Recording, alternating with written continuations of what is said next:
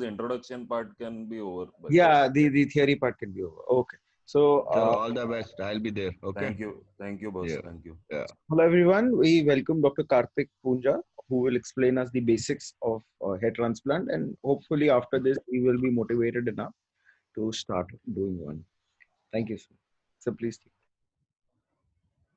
I can start now. Hello. Yes, sir. Please start, sir. Yeah, you can hear me, no? I'm Yeah. audible, no? Yes, Yeah. yes, very clear. Yes. So, hello, one and all. A very good morning to all of you. I'm Dr. Karthik Punja, and I've done my MDS from MGM College, Kalamboli, and I've done a fellowship in aesthetic medicine from Ilamed, Germany, and a short fellowship in plastic surgery from Lebanon under Dr. Nabil Faki. So today we are going to discuss the A to Z of hair transplant. And first on the onset, I would really like to thank Dr. Chirag and Dr. Deepak to give me this opportunity to speak. So moving forward, I would start with the topic right now.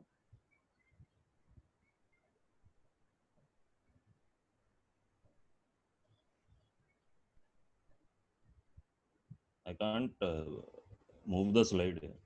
So just Okay. Yeah, it's done. Okay. So hair is a very important aspect of the individual's personality. So it is a very defining and sentimental aspect of the person's life. So hence this topic Karthik, of hair.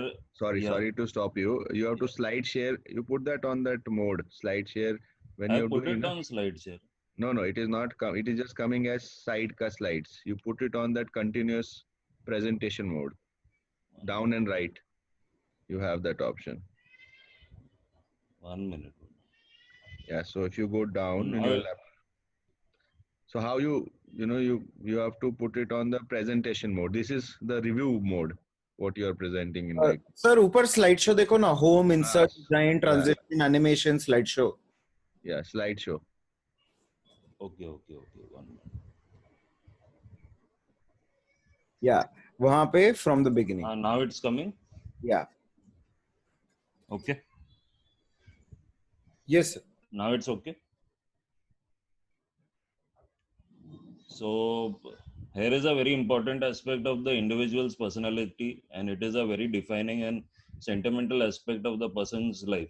So hence the topic of this hair restoration is a very difficult to perform and give an ideal result to the patient. So it is a simple procedure when you think of it, because it is done under local anesthesia, does not need much of a setup, and it is not a very expensive procedure. But it is not so, since you need to have to work for long hours, and a lot of concentration is involved in this procedure. So with this short introduction, we can dive deeper into the subject. So this is a small example to show that how, when you see a celebrity, when he's bald and with hair, you can make out the difference. And with the hair, obviously it gives a better appeal to the person, and he is more accepted. So the hair anatomy, basically, the hair follicle is in the dermis layer of the skin. So this is a very important thing to remember. So even when you're placing your grafts during the implantation procedure, you have to be in the dermis layer. If you are beyond this layer or short of this layer, the hair growth is not going to happen properly. So these are the phases of hair growth. So the growth phase is the anagen phase, the transition phase is the catagen phase, and the resting phase is the telogen phase. So most of the hair on the head is in the anagen phase, which is the growth phase. So that is why we consider follicles in anagen phase when we are doing the hair transplant, because these follicles are going to grow and give a better result to the patient. So the patterns of hair loss. So basically in the male pattern of hair loss, the thinning will start in the area of the temples, and then it progresses to the crown area. And then there is a thinning out and falling of the hair. While in the female pattern, it is starting from the center, and it is going parietally. Okay. This is a basic classification for the hair loss. So the male hair loss pattern is classified according to the Hamilton scale, while the female it is classified according to the Ludwig scale. So when you consider in the Hamilton scale from 1 to 3, it is not very severe because it is just involving the frontal part of the head. So as we progress from 4 to 7, there is a the frontal part has already gone, as well as the posterior part and the crown area is involved. While in the females, when you see from in the like in the initial classification, it is just in the center or towards the frontal part. And as you go progress with the classification, it will go more parietal. So that is the basic how the hair loss pattern is. So causes of the alopecia are mainly hormonal, nutritional, infections, drugs, trauma, pregnancy, and others. So hormones, basically the most important hormone which is involved in the hair loss is the dihydrotestosterone. So this is causing hair loss in the genetically susceptible patients. Estrogen increases the hair thickness. So even during pregnancy, the females, they are having hair loss, and hyperandrogenemia in both the sexes can cause the alopecia. So when you are talking about the male pattern baldness, 95% of the cases they are having this type of baldness. So the male pattern baldness is basically, it is a hair loss. It is characterized by the, as I told you before, it will be in the temple region, then it will go posteriorly and involve the crown area. So approximately 25% of the men, they are balding by around 30 years of age, while the two-thirds, they are begin to bald by the age of 60. But when you talk practically now, with the current scenario where there is a lot of pollution, stress, and lot of lifestyle changes and all that, so because of this, the hair loss is already starting very early. Maybe by 25, 30, I'm getting a lot of patients who are having hair loss by the age of 25, 30 as well. So basically, this is the male pattern baldness is having the genetic predilection, especially maternal. So the trigger for this type of baldness, as I told, is a dihydrotestosterone. So what happens? It doesn't mean that people who are having more testosterone, they are going to get bald early. It is actually a type of autoimmune condition. So in this condition, what happens is that there is a receptors which are present on the hair follicle. So these are sensitized by the dihydrotestosterone, which causes the miniaturization of the follicle, followed by the thinning, and there is a loss of hair. So this is just a diagrammatic representation to show that how the DHT is acting on the follicle. It causes the thinning, and then there will be miniaturization leading to the hair loss. So nutritional issues, when it comes to, we have to talk about the high animal protein foods and hypervitaminosis, which is especially vitamin A, which is causing the hair loss, as well as deficiencies in the food like zinc and iron can cause a hair loss. These are a few infections which are responsible for hair loss, like tinea capitis, folliculitis, and secondary syphilis. These cause that patchy hair loss, and this is a very uh, difficult difficult for the patient to handle all this. So you can see how it causes the hair loss. Then obviously chemotherapy is very important, and when you consider chemotherapy, the hair loss is which is characterized by this type of thing is the anagen effluvium. So you can see that there is a complete loss of hair even on the eyebrows. So, but after the chemotherapy, obviously patient will recover hair, but during this phase it is very difficult for the patient. Then trauma and burns. So acid and flame injuries are very common in our country, and this is a cause of permanent hair loss because this is it depends on the degree of burn as well. So when it is obviously the burn will reach the dermis, so it is going to cause a permanent hair loss. So yeah, these areas where you have the burns or where you have abrasion scars and all that, you will have to give a hair transplant in this area because hair is not going to grow back in this area. So other problems which are or other issues which are involved are radiation exposures, autoimmune alopecia areata. Alopecia areata, as I showed before, it can be because of the infections as well. So it is basically alopecia areata is the patchy hair loss. Okay. So then hypothyroidism is a very important aspect. Congenital alopecia patches will be there. Lupus erythematosus is there. And telogen effluvium. As I told before, because of estrogen deficiency during pregnancy, you will have telogen effluvium or there will be hair loss in the pregnancy. So now coming to the hair restorative procedures. So basically, the hair restorative procedures, they can be classified into surgical and non-surgical. So the non-surgical, when we talk about it, it will be PRP, stem cell therapy, hair weaving, wigs, and when it comes to the surgical, you have to talk about hair transplant and the biofiber transplant. Though biofiber transplant, it is not performed very commonly. Mostly hair transplant is performed because biofiber transplant again it involves the cost factor is involved in that.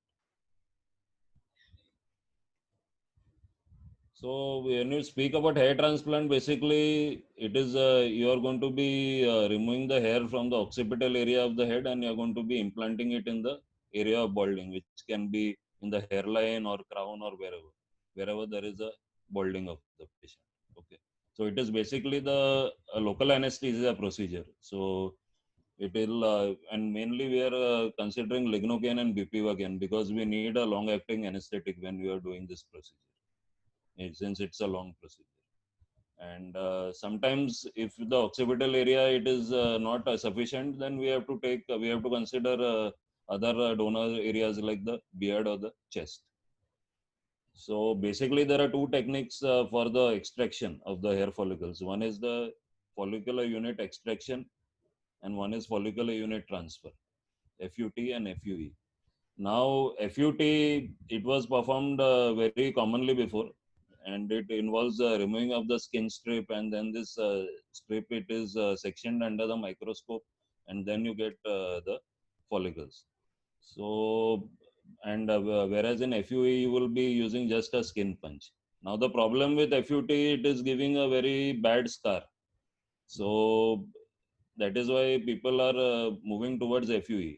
And FUT, basically you need a proper hospital setup and all because you cannot do it and in a like just a clinical environment. You need a proper setup.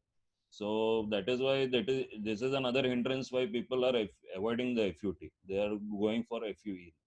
Okay, and because FUE is a scarless, less invasive, and the same donor area can be reused in a FUE technique.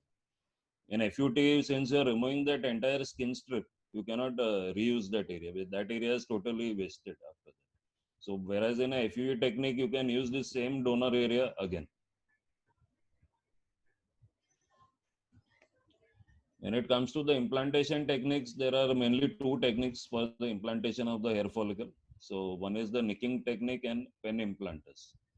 So I used to do pen implanters, but it doesn't give that much density. So I changed my technique into the nicking technique. So this gives me more density. It helps to give me more density to the patients. Another very important, adjuvant for hair transplant is the PRP therapy. So PRP is basically the platelet-rich plasma. So this contains a lot of platelet-derived growth factors which help for the nourishment of the hair follicles. So it is very useful in the cases of thinning and hair fall. And when you consider after hair transplant, since you need to give more nourishment to the transplanted follicles, this is a very useful thing in that.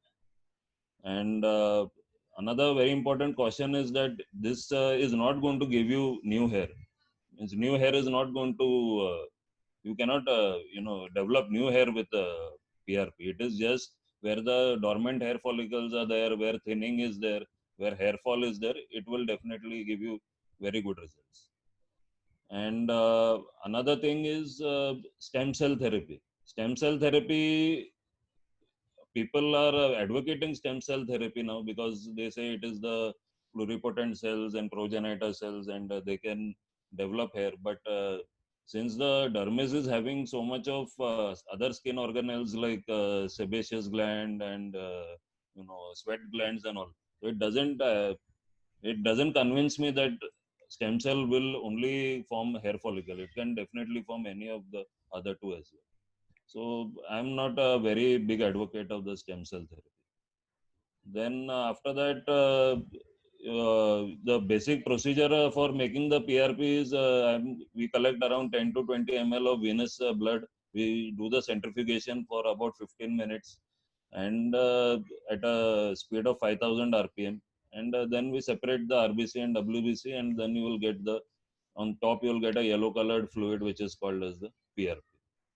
So calcium chloride, I use calcium chloride as the activator for PRP for better results.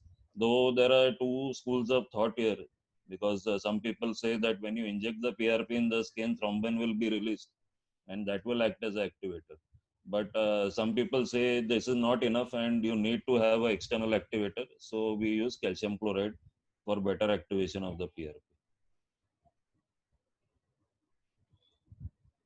Now, this is the basic diagrammatic representation of how you collect the blood and you centrifuge and you get the PRP.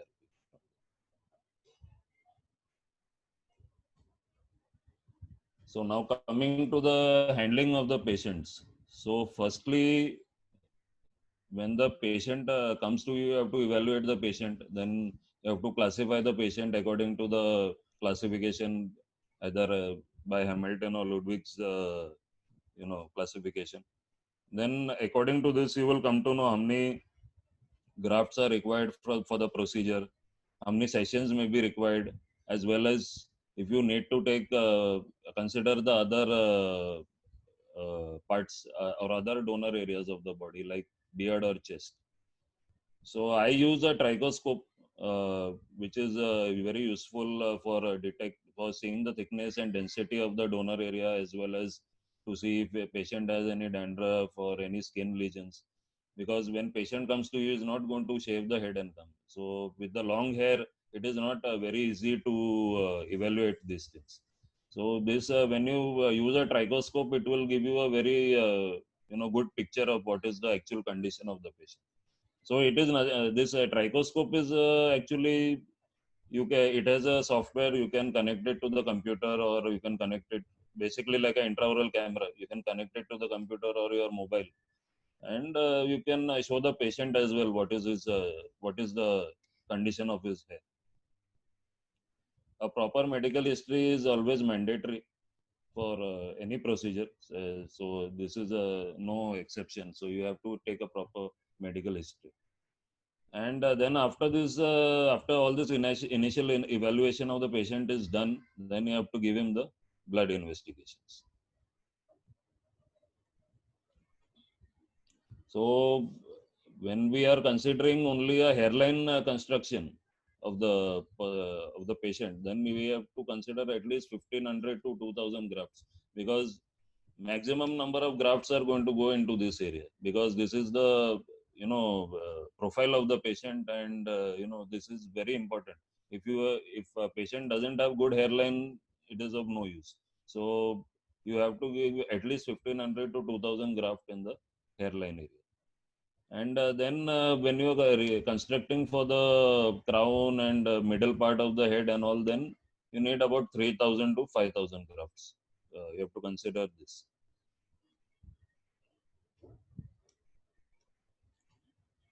Now coming to the blood investigations, the first 7 are very important. They are for any, they are a prerequisite for any surgery, I would say. CBC, BTCT, PTINR, random blood sugar, HIV spot, or the triple H marker. Now, in the current scenario, because of the COVID situation, so ICMR regulations say that you should do serum calcitonin, C-reactive protein, and APTT. So actually, any elevation in these, these parameters, you can send the patient for a proper COVID test, because every patient you cannot send for the COVID examination. So if you do this and you find if any increase is there in this, then you can send the patient for the COVID analysis. So if required, you can do the thyroid evaluation if patient is already having or taking medication for thyroid, because hypothyroidism is very important. It is a very important thing for your prognosis of the hair transplant. So thyroid evaluation if necessary, and the renal function test, liver function test, even your lipid profile if necessary, you can do all these tests. But these initial 7 tests are always done. These other things are optional. So the pre-operative protocol, when we come to, if the patient is already using minoxidil, better that the patient stops using it at least 3 days or 1 week prior to the procedure, because minoxidil, it is giving causes vasodilation in that area, and while performing the surgery there will be a lot of bleeding. So better to stop the minoxidil at least a week or 3 days prior to the procedure. Then you have to do cessation of smoking and alcohol 3 weeks before, because these two factors also cause the bleeding. So better that patient stops this. Now, if not 3 weeks, at least a week or 2 weeks before the procedure.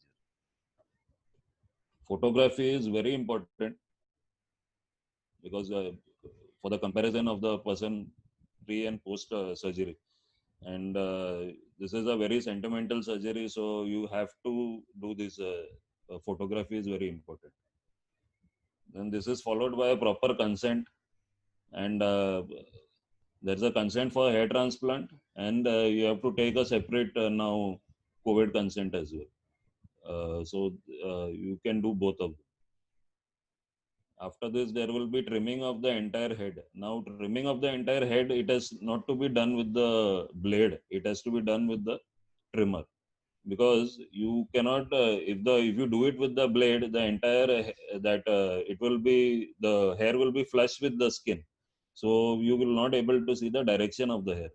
You need to see some amount of hair outside, so that it is easier to see the direction of the hair, and you can angulate the punch in the similar way and remove the hair follicle. Then if oral antibiotic is necessary, you can if you want to give pre-medication of oral antibiotic like Augmentin or Mox or whatever, you can give the patient. And anxiolytic is like diazepam, alprazolam. It is very useful, because patient will be realized during the procedure, and again this as well, it will reduce the bleeding.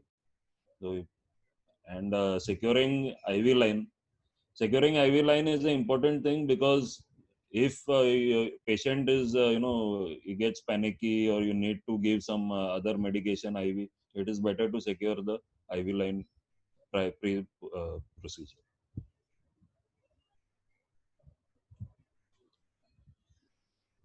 So now when it comes to the donor area, you see that that blue part in the lateral view. If you see the blue part, that is the main area from where we have to take the follicles. So that will give you cream of the follicle in that area.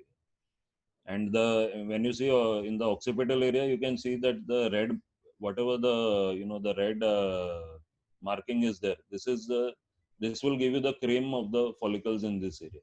Now, when it comes to this purple area, you can consider this area if you want a bigger donor, or when you need more follicles. This will give you the follicles, but here the angulation of the hair and all is difficult to take follicles from this area. So first you have to consider the blue area. If required, then you go to the purple area. So you can divide the donor area into squares of 1 centimeter by 1 centimeter. So what this will do is it is helping you to take out the grafts randomly, and you can see that you are not causing excessive balding of the or excessive future balding of the donor area. So better to you can for the beginners it is better to divide the donor area into squares of 1 centimeter by 1 centimeter, and then go forward. So during the extraction process, the patient is always in the prone position. So all the requisites, what are required for a surgery, like a patient will be draped and prepared. The local anesthesia will be infiltrated in the donor area. So when it comes to the, local anesthesia, we consider both lignocaine and bupivacaine. So we are taking around 12 ml of 2% lignocaine with adrenaline, which is having a strength of 1 is to 80,000, and around 8 ml of 0.5% bupivacaine or Anavin, what its trade name is Anavin. So 8 ml of 0.5% bupivacaine, and we are mixing this with the 40 ml of ringer lactate. You cannot use the concentrated form of the anesthesia because it is not going to, we have to inject in a very large area. So if you use the concentrated form, it is not going to be sufficient. So that is why we have to dilute it with the 40 ml of ringer lactate solution. And this is followed by infiltration of tumescent anesthesia. So when we are doing the when we are injecting the donor area, I first give the occipital nerve block. So what is the occipital nerve block? Like basically there are two landmarks: the mastoid process and the occipital protuberance. So you have to draw a line from the mastoid process to the occipital protuberance, and the center point of this you have to be injecting the local anesthesia. So this will give you the occipital nerve block. And after giving occipital nerve block, then I supplement it with the infiltration, because what I feel is that the nerve block is not going to be sufficient for 2 to 3 hours. So that is why I further enhance it with the infiltration. Now the tumescent anesthesia, it is basically containing 1 ml of or 1 ampule of 1 is to 1000 adrenaline in a 100 ml of ringer lactate solution. So since you know that the scalp is a very vascular area, so you need vasoconstriction in that area, and as well as if the skin is very much closer to the connective tissue layer, it is not going to be easy to extract the follicles. So you need to raise the skin in this area. So that is why this tumescent anesthesia, it is very important for both these things, both vasoconstriction as well as raising the skin, to get a so that you can get a skin will become more stiff, and it will be easy to remove the follicles. Now, when you consider for the occipital area, you have to use a skin punch of around 0.9 to 1 mm skin punch. And if you need to remove hair from the beard and the chest area, then you have to use a smaller punch around 0.0 mm diameter, because uh, in the chest and the beard area, the hair growth is not that much. So if you use a bigger punch, it is going to cause more scarring, and it is going to leave the patient very unhappy. So better to use a smaller skin punch around 0.8 mm. And the skin punch, it is when you're removing the follicle, the skin punch is always around 45 degrees to the skin. The angulation of the skin punch should be at 45 degrees to the skin, and or it should be in the direction of the shaft of the hair. That is why I told you that when you tell the patient to trim the hair, it should not be with the blade. There should be some amount of the shaft of the hair outside the skin, so that you can see the proper direction of the shaft and do the extraction. Because what will happen, if you are not in the proper angulation, you are not going to get the follicle. You will just cut the graft. So it is better to be in the proper direction of the shaft of the hair. So this is basically the Swan's forceps, what we call it. So this is used for plucking. After you punch the hair follicle, this is used for plucking out the hair.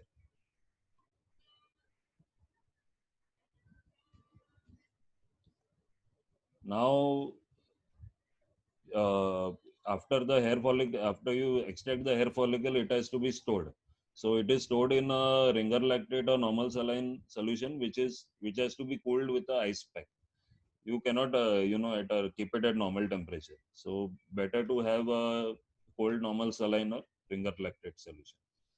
Now you can see here that every graft, it is not a single follicle. Now in the initial one, you can see it is having a single follicle. In the second one, double follicle. Third one, three follicles are there, and in the fourth one there are four follicles. So normally, in my practice, what I've seen, we normally mostly get this 2 unit follicle, 2 unit follicle grafts. So this is how you classify the grafts. So, and some people, what they do, they separate every, means if it is a single unit follicle, they will keep it in a separate bowl. If it is a double unit follicle, they will keep it in separate bowl, so that you can place the grafts accordingly. Because in the hairline, they say that we should use only single unit grafts, single follicle unit grafts, like this ones. So that is why they are, they separate each unit in a different bowl. So once these follicles are extracted, or this procedure will take around 2 to 3 hours, the procedure of extraction. So this is what you will get after extraction. Now, when you see that how the procedure is done, we are taking the grafts randomly, so that the in between hair, it will grow and it will cover the donor area. Now, that is why this technique is preferred now, because if you consider FUT, the follicular unit transfer, this entire skin, what you're seeing, it is penetrated. This entire skin will go. So now, in future also, if we need to use this donor area, we can use it, because there will be hair in between, and it is a reusable thing. But if you consider a follicular unit transfer, this entire skin is going to go. So this area will be wasted.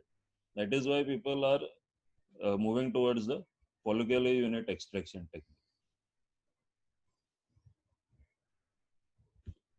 Now, this is when you are considering beard or chest area as a donor. So this is what you are going to get after that. So even here, the hair follicles, they are removed randomly, so that the rest of the remaining hair will cover this area, and it will, look. It is not going to look ugly.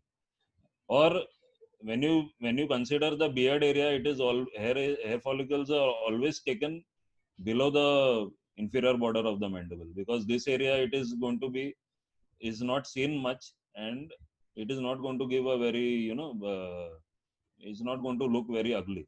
So that is why we are using the area just below the inferior border of the mandible. It is not taken from the cheek or other areas, because they are more prominent, and they are going to, it's going to look ugly. So that is why we are considering only the area below the chin, or sorry, below the inferior border of the mandible.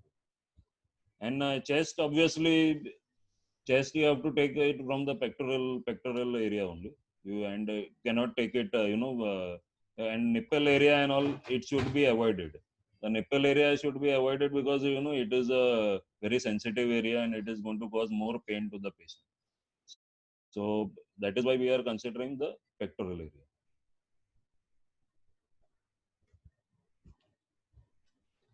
Now, when it comes to the construction of the hairline, so hairline, it should never be straight. it should be slightly wavy, because it should mimic the natural hairline. So you should always have a wavy pattern of the hairline. And when you consider the markings from the mid globular position, from this position to this position, it should be around 7.5 to 8 centimeters. That is the ideal, ideal where the hairline should start. And when you consider laterally, the it should be from the lateral border of the eyebrow, it should be around 7 to 8 centimeters, because always the hairline is in the males, it is in a V pattern. So that is why the lateral area, it should be slightly above the center point. So that is why when we are considering the hairline, it should be from the mid globular, it should be around 7 to 8 centimeters, and from this lateral part of the eyebrow to the lateral extent of the hairline, it should be around 7 to 8 centimeters.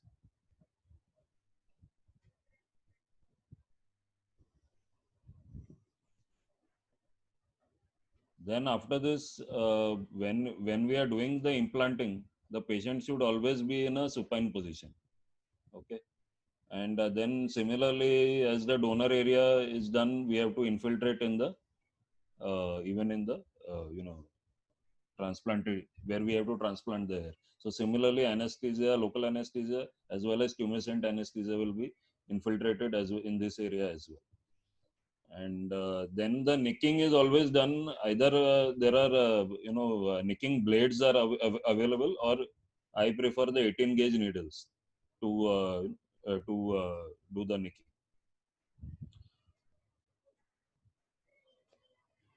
So when we are doing the transplant, when we are working in the hairline area, the forehead regional anesthesia is very important.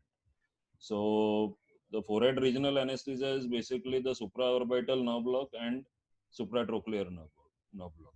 So when you are giving the supraorbital nerve block, we have to consider the supraorbital notch, because the nerve comes out from the supraorbital notch area. So that is around you know uh, medial 1/3 and lateral 2/3. So it will be there. So you have to first inject in the supraorbital area, and then when you go little more medially to that, you will get the supratrochlear area. So you have to inject in both these nerves. So once you inject in these nerves, then as I told, because I feel nerve block is not going to be sufficient for the long procedure, so then I will again do the infiltration in the uh, area of the hairline.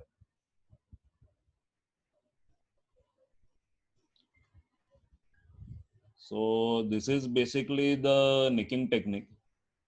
So this is actually that nicking blade what we are using. So I don't use this. I use the 18 gauge needle. So this is what you will get after the entire nicking has been done. This is what you get. So when you're doing the nicking for the hairline area, it should be at around 45 degrees to the skin. While when you progress posteriorly, then the angulation can be slightly reduced, maybe around 30 degrees.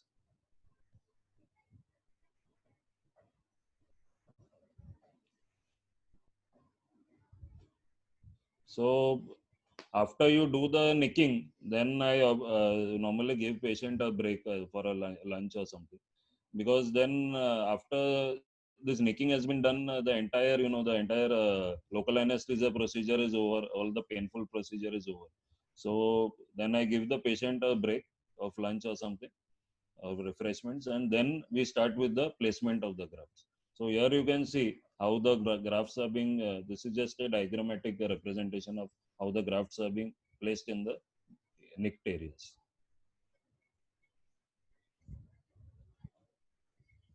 So the entire this process of nicking, it will take around 3 to 4 hours. Sorry, the entire area of the placement of the grafts is going to take about 3 to 4 hours. So this is basically, these are the forceps which we are using for the placement of the grafts. And this is the 18 gauge needle what we use for the nicking procedure.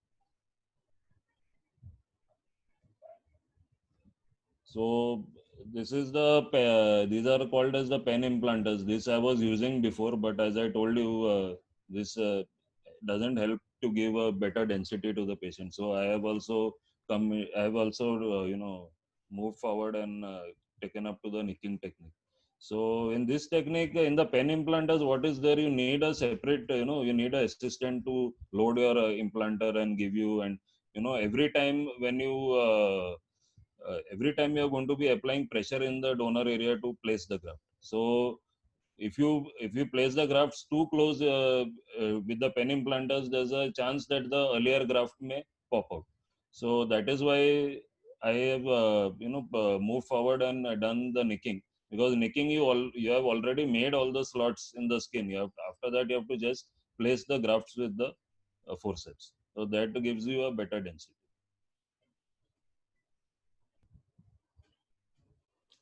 Now the post-operative instructions, you have to actually, after the procedure, you have to give turban dressing to the patient. So in the turban dressing will have two benefits. First of all, it will cover the donor area, and it will, the bleeding will be avoided, as well as in the frontal area. Since you know that occipitofrontalis, it doesn't have any attachment at the forehead level. So any after working so much, there is going to be a lot of swelling in this area. So if you don't create a barrier in the frontal area here, it is going to that all that edema and all, it will under the gravitational pull, it will go towards the eyes, and it is going to give that panda type of eyes. So that is a very it is very discomforting for the patient. So obviously you'll have to give a 24-hour dressing, a turban dressing in this area. And then you can give ointments for the donor area, which is either soframycin, or you can give a combination of T-Bact, Metrogyl, and clindamycin. But what I have seen, that patient compliance, to mix the three ointments and apply and all, they don't do it that well. So that is why I come to a single ointment. So I give them soframycin for the donor area. Then medications which have to be given for 7 days are either one antibiotic like Augmentin, painkiller Enzoflam, and one antacid like your Pan40, one antihistaminic which is Allegra, and you have to give one hemostatic agent like PAUSE, which is tranexamic acid, or you can give ethamsilate as well. So these all these medications, they help the patient to recover from the pain and bleeding and all. If any post-operative bleeding and all is there, all these things, it will be controlled with the medication. Now saline sprays. What are saline spray? Basically, you have to ask the patient to buy a bottle of saline, and you have to ask him to keep it in a spray bottle. And every hourly for 7 days, patient has to keep sprinkling the transplanted area with the saline. This is because you cannot keep that area very dry. If you keep it very dry, what happens is that there can be desiccation of the graft, and maybe there will be loss of the graft, and hair will not grow properly. So this, the first 7 days after the procedure, patient has to keep it very moist. This is very very important phase after the hair transplant. And then shampooing can be done. Shampooing is basically, we are giving the patient betadine solution and baby shampoo like Johnson and Johnson baby shampoo, which is a very soft shampoo. So what patient has to do, he has to take a cap of betadine and a cap of baby shampoo in a glass of half glass of water, and then he will get a foam. So only the foam patient has to take and just tap it on the transplanted area. He has to not rub it or apply force or anything. Just take the foam in his hand and just tap it on the transplanted area. So, and then with a mug of cold water or lukewarm water, he can just leave it on. So he cannot take a shower and all that. Just with a mug of cold water or a lukewarm water, he has to just leave the water on there. No rubbing, no force, nothing. So this is done for around from the 3rd day to the 15th day of surgery. Then I'm starting a patient on minoxidil, which is around 10% of minoxidil solution from the third day to 6 months after the procedure. So minoxidil, basically, the trade names are Tugen 10% you can give, or Mintop 10% you can give, or Moref you can give 10%. So, or Moref is not available in 10% strength. Moref you'll have to give 5%. Moref is, Moref is having minoxidil as well as topical fenestrate. So that is why the name is Moref. So you can give that as well to the patient for from the third day of the surgery to 6 months after the surgery. Along with the earlier instructions, a patient has to be taking vitamin substitutes. Vitamin substitutes basically like the multivitamins and biotin and zinc and all that for around 3 to 6 months after the procedure. So the vitamin substitutes what I give are basically Caraglomen, means the trade names are Caraglomen, or you can give Folihair or Renosia or something like that. And along with the vitamin substitutes, patient has to take the DHT blocker or the dihydrotestosterone blocker like finasteride or dutasteride for 6 months. So this is a prerequisite, means for every procedure we give finasteride or dutasteride, means just to avoid that autoimmune condition where the maybe normally the occipital part, the hair from the occipital part is resistant to the action of DHT, but still as a precaution we give DHT to the patient for 6 months. DHT blocker to the patient for 6 months. And after after the procedure, we are giving 3 sessions of PRP to the patient so that the implanted follicles will get a boost. So one PRP is given after 45 days, and one PRP will be given after 3 months, and one PRP will be given after 4.5 months. So in a 45-day interval, we are giving 3 PRPs to the patient. And then if a patient feels in future after the means next year or something, if patient feels that there is some thinning of the hair or something, patient can take maintenance PRP sessions, which are around thrice annually. Thrice annually patient can take the PRP sessions.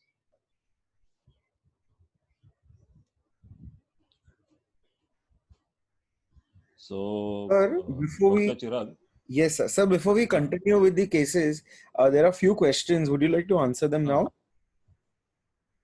yeah. Okay.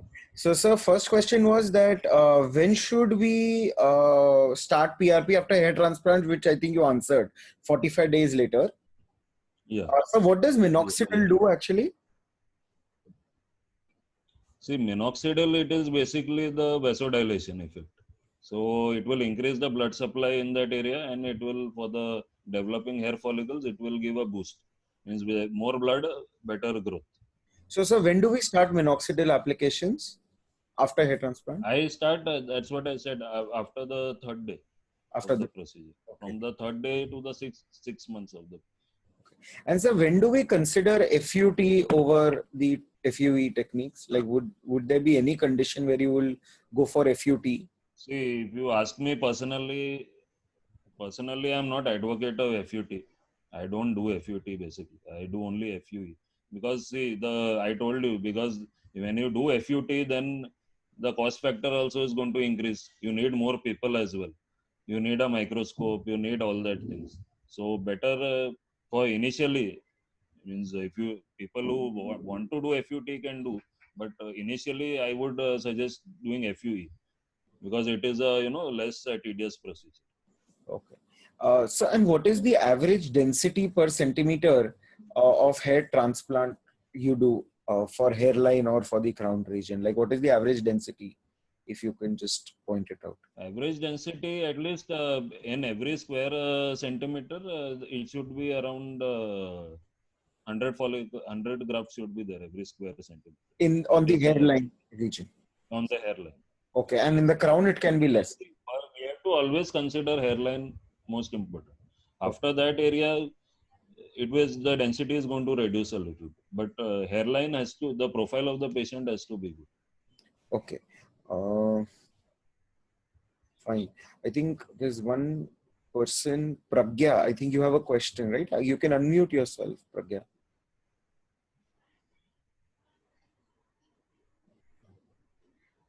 Okay. Answer, what is FOX test, Fox test for hair transplant? Deepak sir, if you would like to come in. Hello, Yes, sir. Karthik. Yeah, Hello. yeah. Yeah, what if, I mean, phenomenal. I mean, we have learned the, the best way probably. It's a phenomenal talk. I really enjoyed it, Thank you. There are few things which I want to ask for others probably because, Mm-hmm. so one thing is, see, for example, what according to you, we'll come to Fox text later. What according to you is the absolute indication for an FUT? Because in articles they mention there are some absolute and some relative indications and contraindications for both the procedures. Okay, you said training, probably you need more to do an FUT. That is right. Obviously, you need more of infrastructure and all that. But Yes. clinically, which will be the patients where you will not go for an FUE and probably an FUT? Number one.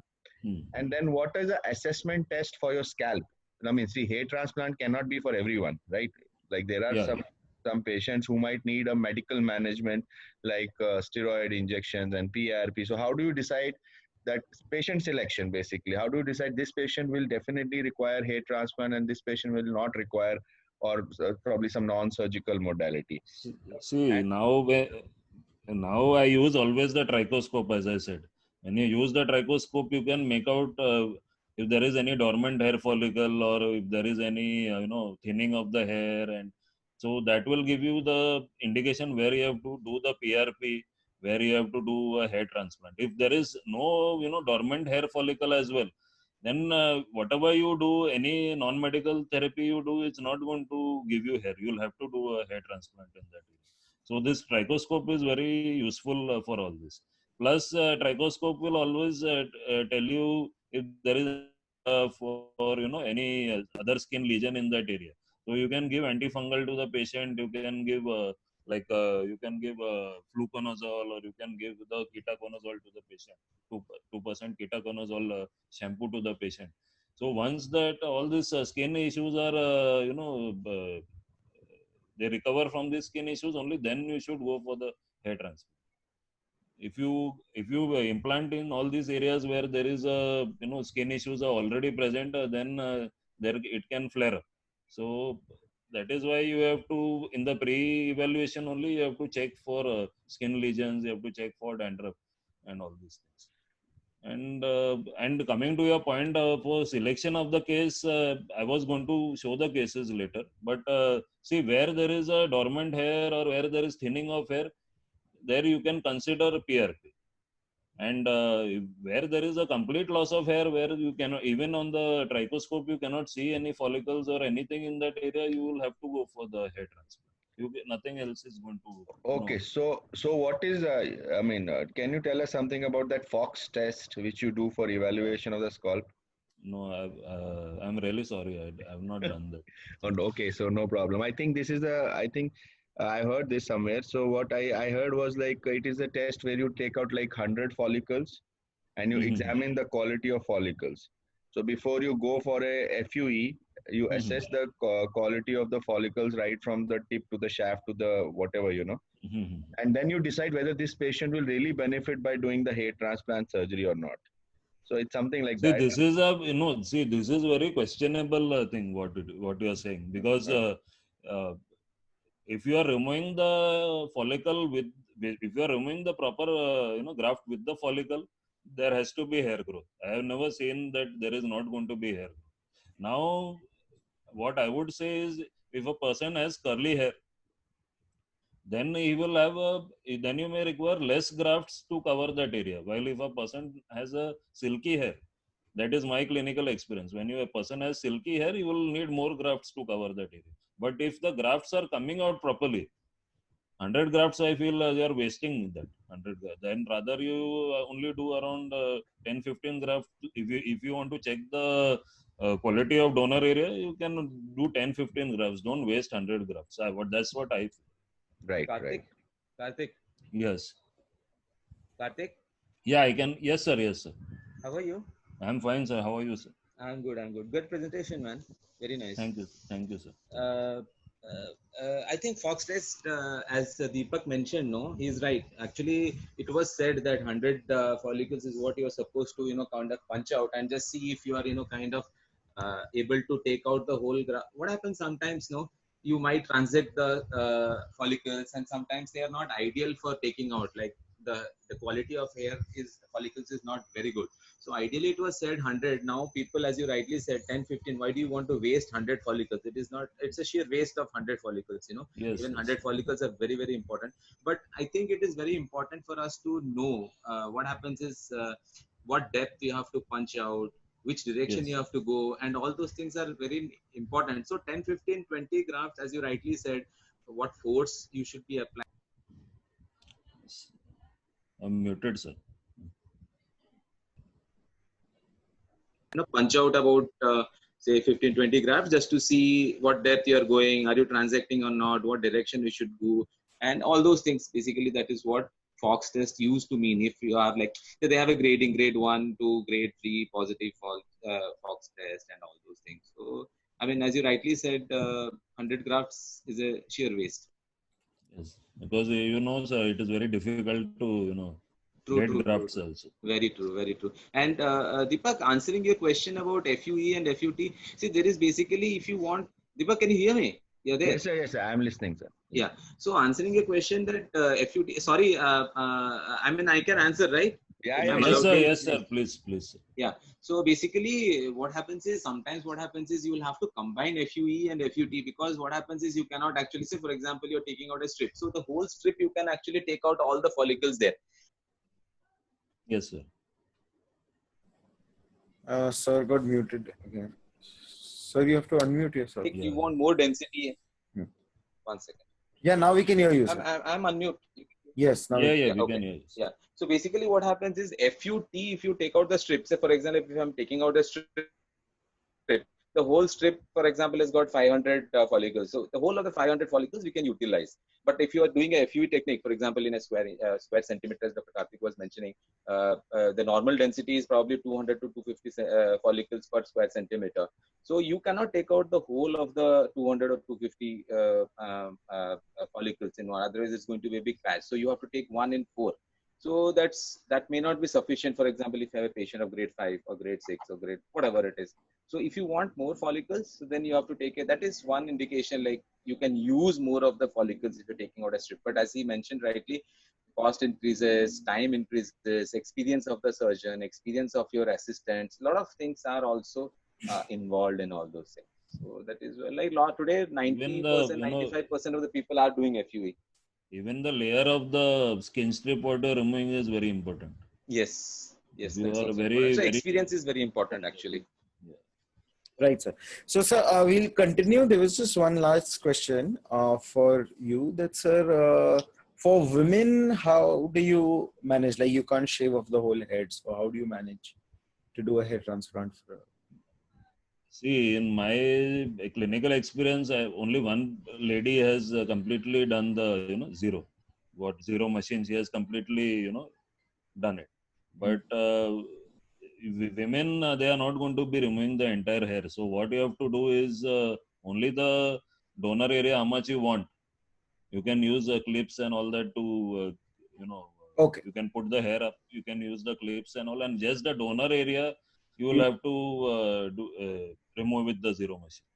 Okay. Because most of the women, they are not going to be removing their hair. So only the donor area you can do with the zero machine. Then you have to do, then that hair, what is above, it will cover that area. Okay. So it is not going to look ugly in that area. Okay. And then if there is only a hairline reconstruction, it is better. Because there you can put the hair behind and only that area you can do the reconstruction. But if you have to do in between, then you will have to use combs or something to see that area and place the grafts. All right. But it is a very cumbersome process for women to do hair transplant. Okay, sir. So, sir, we'll continue with this and then we'll take questions later. Okay. Yes, sir. Thank you. I'll go to the. Yeah, case discussions. Yes. So this is a basically you can say grade 4, grade 5 patient of hair loss. So we have done this in a 2-day session. So in the first session we did the hairline and mid part of the head, and in the second day session we did the from the mid part we progressed posteriorly to the crown area. So this is around 6 to 7 months result of the patient. And this was just for the see now in this technique I have used these were my initial cases. I have used the pen implanter in this case. So that is what I'm saying. Density with the pen implanter, it is difficult to give a very good density with the pen implanter. So this is an example of that. Though patient is having a good result, but still it is very difficult to give a good density with the hair implant with the pen implanter. So that is the you can see there is a vast difference in the initial and post photo, and you can see as well the donor area. This is also around 6 to 7 months result of the patient. So here it is. These are mostly the hairline reconstruction cases. So these are initially I would suggest you go for more of these cases. Who are the beginners? I would suggest you go for these cases more rather than going for grade beyond grade 4 cases. So better to start off with the grade 1 to grade 3 cases. So these are those initial cases. So this is also a 6 to 7 month result of the patient. All these are this is just a hairline reconstruction. This is maybe a grade 3 case. So this is just a hairline reconstruction. So whatever results I'm showing are around 6 to 7 months of the surgery. See here the patient is having what do you say, the corners have gone really deep of the patient. So and he was a really young patient, and so that is what I'm saying that in my practice now I'm getting more of these patients. This boy is only around 25, 26 years old. So that hair loss pattern, it is it is coming very the hair loss is coming very early in life nowadays because of the lifestyle and the stress factor and all that.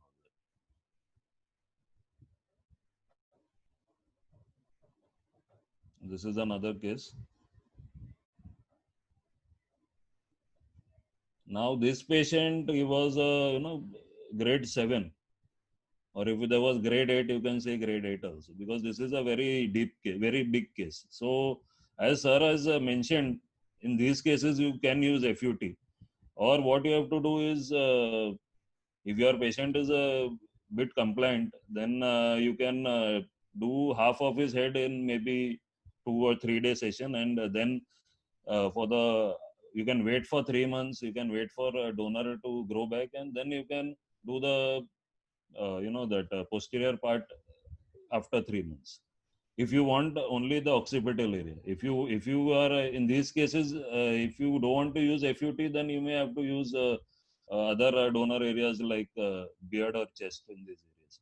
So the hair from the occipital area you can implant in the hairline up to the mid head, and in the posterior part you can use the hair from the beard and chest to implant in that area.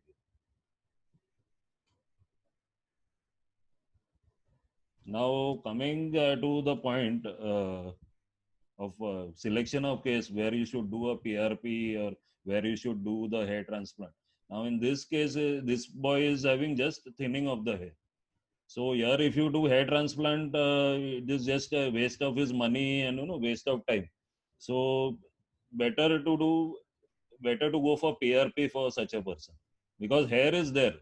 It is basically just there is a thinning of the hair in this area. So we are using PRP here to get an enhanced result. So he is compared to the his pre-operative, the post is much better just with the PRP.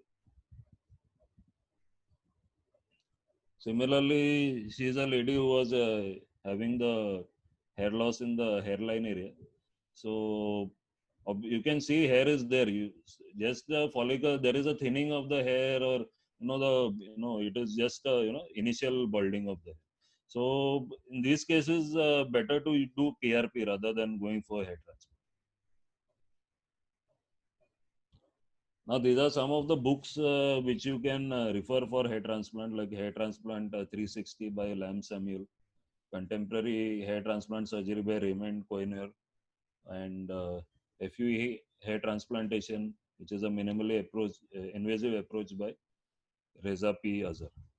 So these are a few of the books. There are many other books, but these are few of the books which you can refer initially for the hair transplant. So, Right. thank you. Thank Yes. you. Sir, can we go back to that PRP case? So that results which you have shown are after how long and how many sessions? I have given him around 3 to 4 sessions of PRP, which are every month I give a PRP. Acha, this is And a month. plus, obviously, I have this is not one PRP. This is not one PRP. 3 to 4 sessions of PRP are given. Plus, again, that all that supplements are there, like minoxidil, and you have to give that. And, So, sir, these, so once he has got a, so once he has got a better density of hair, as you can see in the after picture, what is your maintenance protocol for this patient? See, maintenance protocol is now I tell the patient to use all this up till the treatment is there, like minoxidil, and the vitamin substitutes can be taken after that also, because they are not causing much of a health problem, or they are not causing side effects. So they can be taken afterwards also. Minoxidil also is not causing any issue. It can be done for lifetime. But, if you are using minoxidil for lifetime, no one wants to do the procedure. It is just one added cost of the material. Okay. So what you can do is that 3 months you ask the patient, and then you ask the patient to gradually reduce the usage of all this. So if you are giving around 10%, you can ask the patient to use 5%. And then gradually you can ask the patient to taper the dose and stop it. And then so maybe like if you are... And you continue with PRP? I don't get you. Yeah, and you continue with PRP like yearly or something like that, biannually or something? Now that, see, I told you, that is the patient preference. Okay. That is a patient preference. If patient is happy with this and is able to maintain this, then there is no need for future PRP. If patient is again experiencing some thinning or something, then you can do the PRP. Great. Fine. Deepak sir, if you would want to take over. Karthik. Yes, sir. What a wonderful presentation. I mean, I should congratulate you. You have really opened the eyes, and these youngsters who are seeing you, they should know what it is all about. And it's just sometimes you just know there's something called as hair transplant, and you have no idea what the hell it is. So good, you have cleared lots of basic concepts, and we are thankful to you for this. And just we saw some very nice cases also. Only one thing I want to ask is about the legalities of hair transplant. So according to you, whatever information you have, can you just in brief tell these young people who are general practitioners, who are residents, who should do it, what has government of India said, and what, because there's always some chaotic, confusion around that. And people are just employed and they are not even qualified or whatever. What is it? I mean, because there's a lot of gray area again, So can you just, according to your knowledge, tell them about something? Then we can probably end the session after that. See, this gray area is always going to exist because, we are always with the competition with dermatologists and plastic surgeons and all that. So they are always going to be creating some kind of trouble. But according to DCI or according to MCI, there is no such a rule that we cannot perform. They have not written it that we cannot perform hair transplants.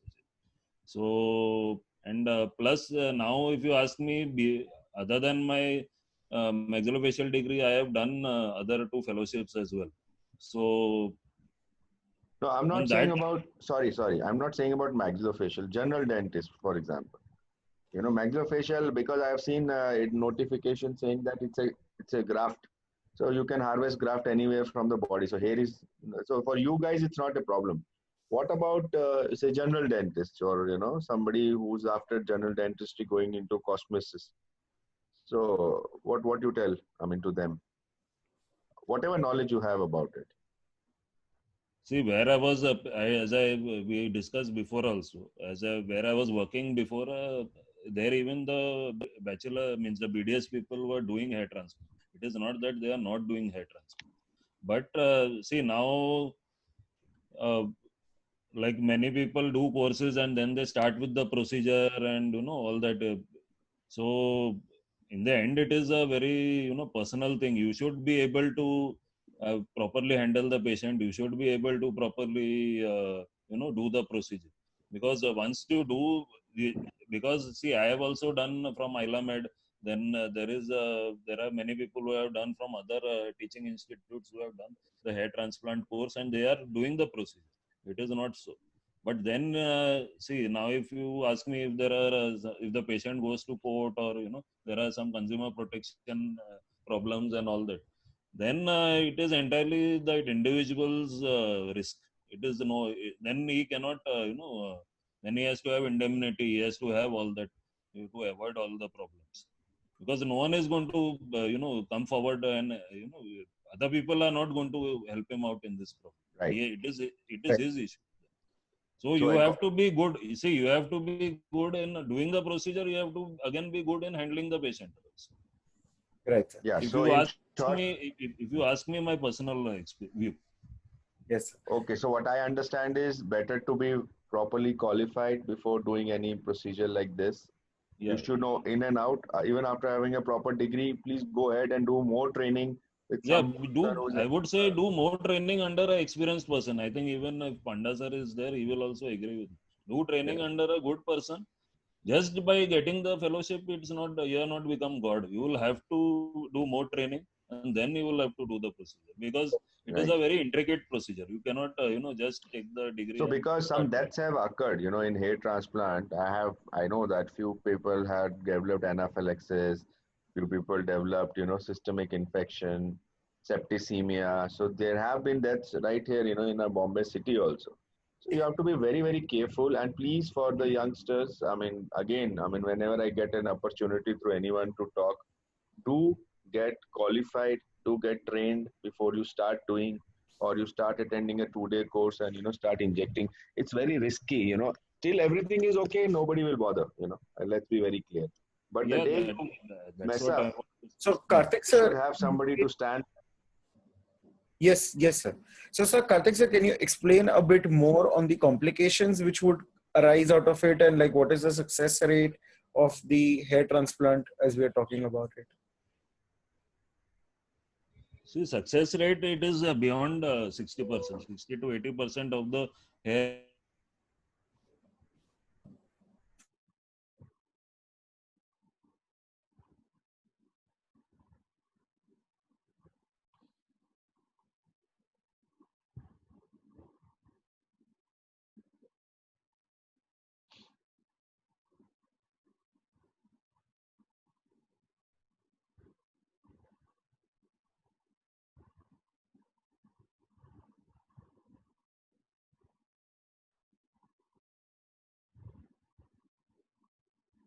Karthik, you there? Hello? Sir, I think Karthik, sir, is mute. Hello. Yeah, okay. What happened now? We lost him. Yeah, I think we lost him. I think he'll get connected in a few seconds. But I think overall we are done. Because sir also explained all the complications. He was saying the success rate is around 60 to 70% of all hair transplant take up well. And in complications, you explained it quite briefly. Yeah. Karthik. Okay, Karthik is back, I think. We can just finish it off now. Yes, sir. So, sir, any last, Karthik, sir, we can't hear you. Yeah. So, sir, Now any can you hear last me? comments? Any last comments which you have before we end the session today? I would like to tell all the beginners or who are doing the procedure as well. See, you have it has to be done. We cannot be absolutely give a God-given density, but you have to be very good with the procedure. You have to be very good in handling the patients. It is not a dental procedure where you remove the tooth and patient is having swelling, and if it is a very much important procedure because it is going to change the look of the patient. So you have to be very meticulous, means the most meticulous you can be, I would like to say. But you should be very meticulous. You should do the procedure properly. You should explain. You should take proper medical history. As Dr. Deepak has said, there have been deaths and there have been anaphylaxis. So you have to do another thing I forgot is, if the patient is not having exposure to anesthesia, please do the patch test. Okay. So all that you have to be very.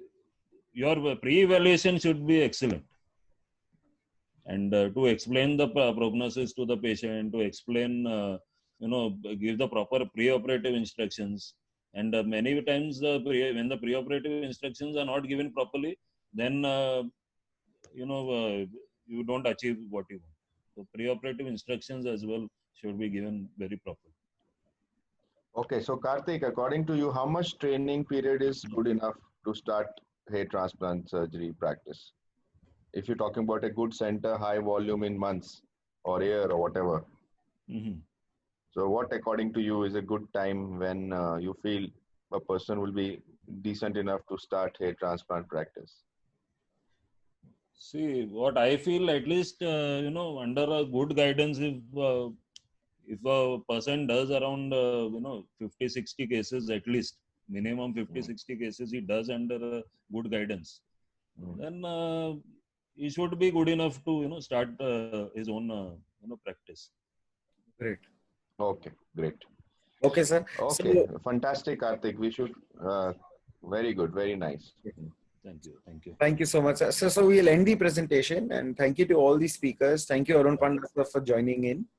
And thank you, Deepak, sir, for being there. Yeah, thank you, sir. Thank you, Arun Panda, sir. Yeah. So, thank you, sir. I'm just ending the meeting now. Okay. Thank you. Yeah, thank you, everyone. Thank you.